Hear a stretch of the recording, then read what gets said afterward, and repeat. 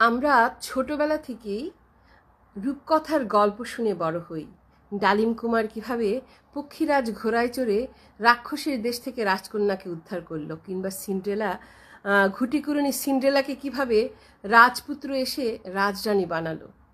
এভাবে শুনতে শুনতে ছোট্ট কুড়ে ঘরের ছোট্ট মেয়েটিও একদিন স্বপ্ন দেখে এক রাজপুত্র এসে তার সব দুঃখ দূর করে তাকে রাজরানী বানাবে। বাস্তবে বিউটি ইন দ্য বিস্ট না হয়ে দেখা যায় বিস্ট রাজপুত্রের পোশাক পরে চলে এসেছে।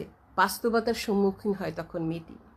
আমরা কেন সবসময় আমাদের সুখ দুঃখ সব রাজপুত্রের হাতে ছেড়ে দিই? রাজপুত্র এসে আমাদের সুখী করবে, রাজকন্যা বানাবে। কেন রাজকন্যা আমরা নিজেই হয়ে যাই না? কেন আমরা আমাদের মেয়েদেরকে ছোটবেলা থেকে গল্প শোনাই না? কেন আমরা গল্প শোনাই না রাবেয়া বসরির, বেগম রোকেয়ার, কিংবা রানী লক্ষ্মীবাইয়ের? তাহলেই তো কিন্তু আমরা আমাদের মেয়েদেরকে কনফিডেন্স তৈরি করতে পারবো যে তোমার নিজের আনন্দ, তোমার নিজের দুঃখ, তোমার সংগ্রাম, দুঃখ, কষ্ট, আনন্দ, জয়, অর্জন সব তোমার, সব তোমার। তোমার নিজের গল্প তুমি নিজে লিখবে। তবেই কিন্তু আমরা আমাদের মেয়েদেরকে স্বাবলম্বী মনোভাব গড়ে তুলতে পারবো ছোটবেলা থেকেই। ভেবে দেখবেন।